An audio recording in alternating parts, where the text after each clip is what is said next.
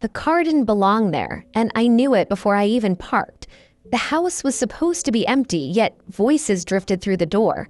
Then I heard my name spoken softly, like a decision being finalized. That was the moment I realized I wasn't the last to know. I was the subject.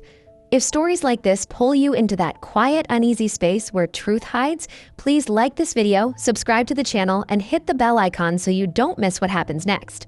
I had come home earlier than planned because my schedule changed at the last minute. No one knew. I didn't text ahead, I didn't call. I just drove straight home, expecting the familiar calm of an empty house. Instead, there was a car in the driveway I didn't recognize. It was parked carefully, as if it belonged there, not rushed, not temporary. That alone made my chest tighten. I sat in my car for a moment, listening. The house looked normal. Lights on in the living room, curtains half drawn. I told myself it was probably nothing. I walked toward the front door quietly, keys still in my hand. That's when I heard voices. Not raised, not secretive enough to be a whisper, the kind of voices people use when they assume privacy. I slowed my steps. As I reached the hallway window, I heard a sentence that stopped me cold. "Once she's back, we'll handle it." Then, my name, spoken carefully, not with anger, with certainty. I didn't go inside. I stood there, just outside the door, listening. My heart was pounding, but my mind felt strangely clear. I didn't want to interrupt. I wanted to understand. The voices belonged to people I trusted. Family, close connections, people who had never given me a reason to doubt them. They were discussing plans, not aggressively, casually, like this conversation had happened before. Someone said I wouldn't like it at first. Someone else said that didn't matter. I felt a familiar tightening in my chest. Not fear exactly, but recognition. That feeling you get when you realize a decision has already been made without you. I backed away slowly, making sure the door didn't creak. I returned to my car and sat there, staring at the steering wheel, listening to the sound of my own breathing. I could have walked in and confronted them. I didn't. Not yet. I needed context. I waited until the car left. I watched from the end of the driveway as the stranger said goodbye, smiling, shaking hands like this was just another normal visit. No one looked worried. No one looked guilty. That worried me more than anything else. When the house was quiet again, I went inside like nothing had happened. I greeted everyone. I acted normal. I didn't mention the car or the voices. They did the same. That confirmed it. If this had been harmless, someone would have said something. Instead, they asked about my day, about timing, about why I was home early. Too many questions asked too carefully. I answered vaguely and went to my room. That night, I replayed every word I'd heard, the tone, the pauses, the assumptions. This wasn't a misunderstanding. It was coordination. They thought I didn't know. I decided I wouldn't reveal that I did. Over the next few days, I paid attention. Conversations shifted when I entered rooms. Plans were discussed later. Decisions were framed as suggestions, but I could feel the direction they were pushing. I recognized the pattern. They were preparing me, not informing me. Preparing. That distinction matters. One evening, I casually asked about the car. I described it vaguely, like I wasn't sure. The reaction was instant, too fast. Someone laughed it off. Someone else changed the subject. No one asked why I was curious. That silence told me everything. I started asking myself questions instead. Who benefits from this plan? Why am I the only one not included? What happens if I refuse? The answers unsettled me. This wasn't about helping me. It was about managing me, about keeping control over an outcome they were afraid to discuss openly. I felt betrayed, not because of what they were planning, but because they believed secrecy was acceptable as long as they thought they were right. I needed to decide what to do next. I could confront them and risk them tightening their grip, or I could stay quiet long enough to understand the full picture. I chose the second option. I started documenting patterns, not with notes or recordings, but with memory. Who spoke first? Who agreed? Who avoided eye contact? Who used phrases like, "for your own good"? Those phrases are never about the person they're aimed at. They're about easing the speaker's conscience. The stranger returned once more. This time, I wasn't early. I was expected to be out. I wasn't. I stayed. I listened from upstairs as they talked again. This time, the tone was firmer, more urgent. Someone said time was running out. Someone else said I was getting harder to predict. That sentence confirmed my suspicion. They weren't worried about my happiness. They were worried about losing control. I realized then that whatever they were planning depended on my silence, on me playing the role they'd assigned without questioning it. I decided I wouldn't do that, but I also wouldn't rush. Revenge doesn't need speed. It needs precision. And as I continued listening, understanding the relationships involved and the assumptions they were making about me, I saw the flaw in their plan clearly. One person they trusted too much, one assumption they hadn't questioned, and one truth they believed I would never discover, all of which would unravel the moment I chose to speak to the right person at the right time, setting into motion consequences they couldn't control once the silence was broken. What unsettled me most wasn't the plan itself, but how comfortable they were discussing it without me. The ease of it, as if my absence automatically granted permission. That realization stayed with me as the days passed, shaping how I listened instead of how I spoke. I stopped asking questions entirely. That surprised them. People who rely on control expect resistance. When it doesn't come, they relax. They assume the quiet means acceptance. I let them believe that. Conversations resumed around me, still guarded but less careful. I noticed names being mentioned more openly, timelines discussed in fragments, decisions framed as almost settled. They underestimated how much I was absorbing. The stranger's role became clearer. They weren't just advising, they were validating fears, reinforcing the idea that I needed guidance, that independence was a risk. What struck me was how easily my concerns were translated into problems that needed fixing. She's changing. She's unpredictable. She doesn't listen like she used to. None of those were accusations, they were justifications. One evening, someone said something revealing without realizing it. She won't say no if it's presented the right way. That sentence sat with me. It told me the plan depended on manipulation, not agreement, on framing choices until resistance felt unreasonable. That's when I understood the depth of the betrayal. They weren't just hiding information, they were rehearsing my reaction in advance. I decided to test something small. I casually disagreed with a minor suggestion, nothing important, just enough to observe reactions. The response was immediate. Concern replaced casualness. Voices softened. Explanations grew longer. They were adjusting tactics. That confirmed it. I wasn't being included because inclusion would risk refusal. I needed to decide how far I would let this go. I thought about confronting them directly, but that would only trigger defensiveness. People who believe they're acting for your own good rarely listen when challenged head-on. Instead, I focused on identifying the weak point. It wasn't the plan, it was the assumption that everyone agreed. I noticed one person who stayed quieter than the others, someone who didn't speak unless prompted, someone whose expressions shifted subtly when certain details were discussed. They weren't fully convinced. I approached them carefully, not accusing, not emotional. I mentioned the stranger's visits casually and watched their reaction. They stiffened. I asked what they thought of it. They hesitated, then said they weren't sure everything was being handled the right way. That was all I needed. I didn't push further. I let the discomfort sit. Silence can be powerful when it invites reflection instead of fear. Over the next few days, that person began asking questions of their own, not to me, but to the others. Clarifying questions, timeline questions, why now questions. The atmosphere shifted again. Tension returned, but not directed at me. It turned inward. Disagreements surfaced quietly. Differences in memory, in intention, in how things were being justified. The strangers sensed it. Their visits became more frequent, their tone more assertive. They pushed harder for certainty, for commitment. That pressure backfired.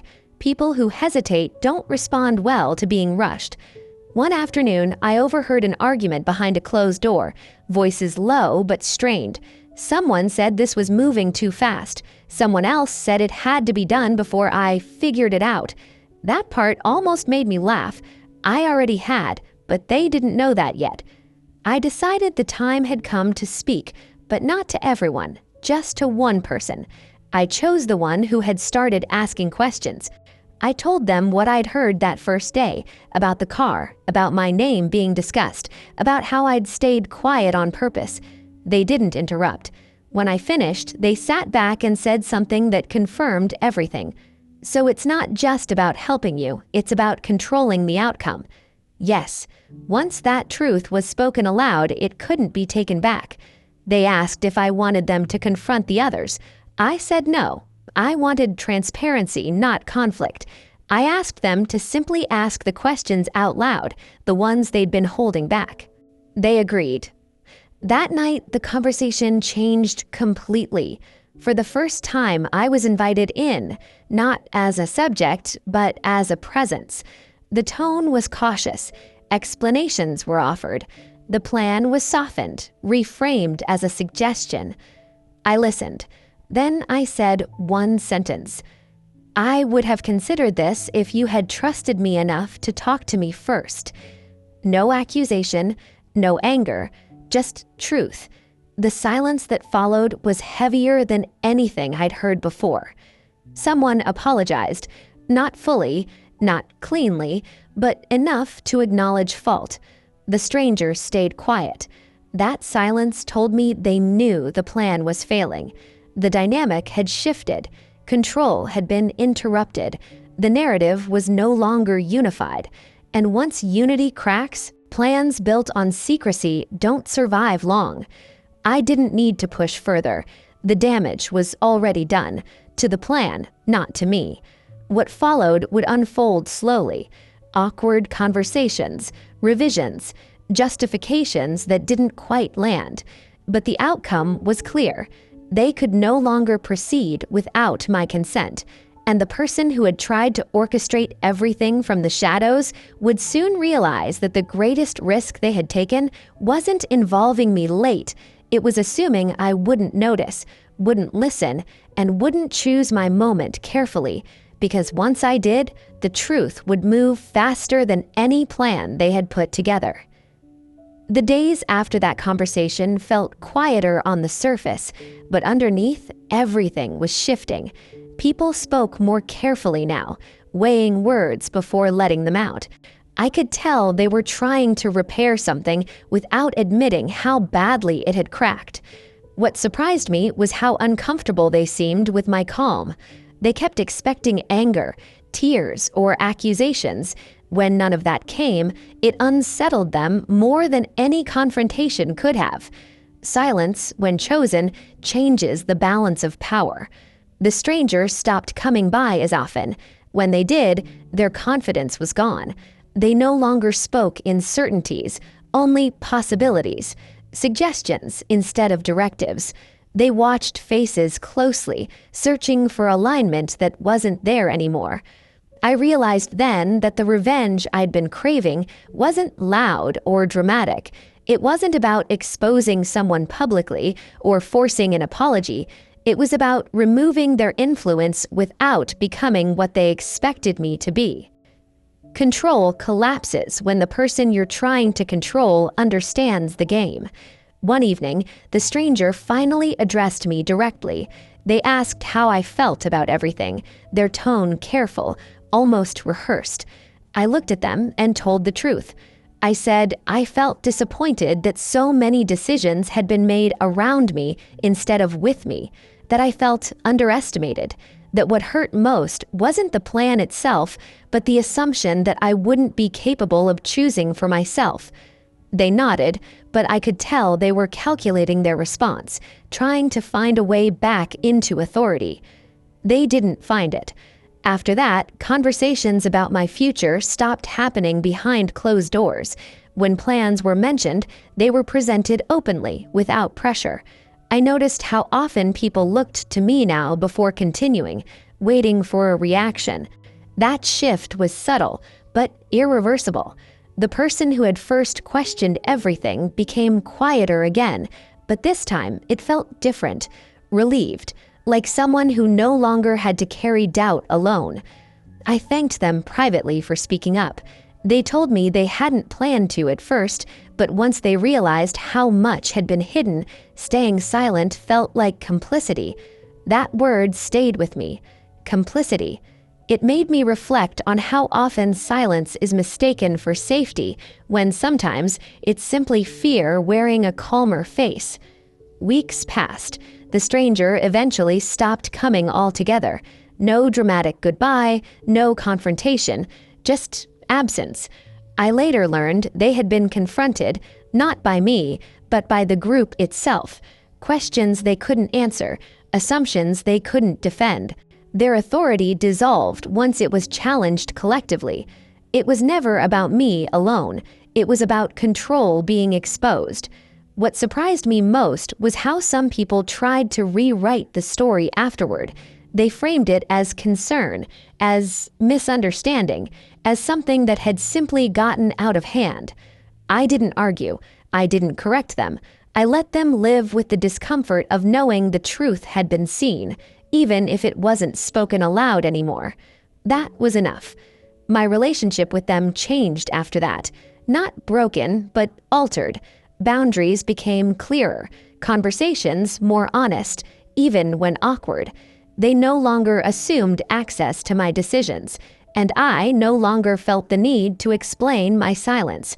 Sometimes I think back to that moment when I stood outside my own home, hearing my name spoken without me. That feeling of being invisible, yet central to the conversation. It taught me something important.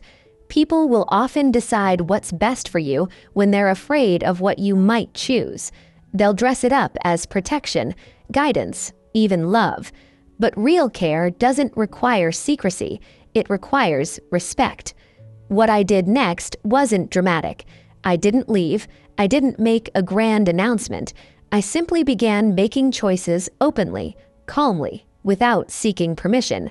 And no one stopped me. That's how I knew it was over. The betrayal had lost its power the moment I refused to play the role they'd written for me. Revenge, I learned, doesn't always look like retaliation. Sometimes it looks like clarity. Sometimes it's just standing in the room, fully aware, while everyone else realizes they no longer control the story. And sometimes the most unexpected outcome isn't what happens to them. It's what happens to you when you realize that staying quiet wasn't weakness at all, but patience, and that speaking up at the right moment can quietly change everything that follows. The strange thing was how normal life looked afterward. Mornings still came quietly. Conversations still happened over familiar routines. From the outside, nothing dramatic had changed, but inside me, something had settled into place. I trusted myself differently now. Before all of this, I used to second-guess my instincts. If something felt off, I would search for reasons to ignore that feeling. I told myself I was overthinking, being sensitive, imagining problems where there were none. That habit didn't survive what happened, because the truth was simple. I had sensed something was wrong long before I ever heard my name spoken behind closed doors. My body had known before my mind allowed itself to accept it. That realization stayed with me. People around me adjusted in small ways. They asked instead of assumed. They explained instead of deciding. Sometimes it felt awkward, like everyone was learning a new language, but it was a necessary discomfort. One person in particular struggled with the shift. They had been used to steering things quietly, guiding outcomes without resistance. Now, every suggestion required consent. Every idea needed agreement. I could see the frustration in their eyes, though they never said it aloud. That was the final confirmation that what I had done mattered. Not because I had exposed anyone, but because I had changed the rules without raising my voice. There was a moment, weeks later, when I was asked directly if I was still upset about what had happened. The question was careful, almost hopeful, as if forgiveness would restore the old balance. I thought about it for a long time before answering. I said I wasn't angry anymore, but I wasn't unaware either. That silence after my response was different. It wasn't heavy or defensive. It was reflective. They understood that trust, once shaken, doesn't snap back into place. It has to be rebuilt slowly with consistency. Some people tried, others didn't, and that told me everything I needed to know about who deserved access to my future decisions. The stranger never returned. I heard bits and pieces about them later, secondhand stories about how their influence had faded elsewhere too. Apparently, they had a pattern of stepping into situations where control was possible and leaving when it wasn't. That didn't surprise me. People like that depend on silence more than authority. Take away the silence, and they have nothing to stand on. What stayed with me most wasn't what they tried to do, but how easily it could have worked if I hadn't paused that first day, if I hadn't arrived early, if I hadn't listened instead of rushing inside. Small moments change everything. I sometimes think about how many people never get that moment, how many plans are carried out simply because no one notices the warning signs early enough, how often silence is mistaken for safety. I don't blame myself for almost missing it. I credit myself for not ignoring it. The revenge, if it can be called that, didn't leave anyone humiliated or destroyed. No one's life fell apart overnight. There was no dramatic ending where someone was confronted and defeated. Instead, there was something quieter. They lost access to me. They lost the ability to decide on my behalf. They lost the comfort of believing they could shape my life without my awareness. And I gained something far more valuable than an apology. I gained clarity. I learned that betrayal doesn't always arrive loudly.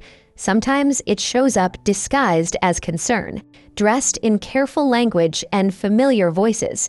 It sits comfortably at your table and speaks about you as if you're not there. And sometimes the most powerful response isn't immediate confrontation. It's listening long enough to understand the entire picture. I don't regret staying quiet that day. If I had reacted instantly, emotionally, they would have closed ranks. Defensiveness would have replaced honesty. I would have been labeled difficult, emotional, unreasonable. Instead, I let them reveal themselves. I let their words pile up until they contradicted their intentions. I let their confidence turn into carelessness. That patience gave me the leverage I needed, not to hurt them, but to protect myself. Today, when something feels wrong, I pay attention. I don't rush to explain it away. I don't wait for permission to question it. And when I do speak, I do it calmly, with facts, at the right moment. Because I learned something important through all of this. Silence can be used against you, but it can also be used by you. The difference lies in whether it's chosen or forced. That day, outside my own home, I chose it. And because of that choice, everything that followed belonged to me again.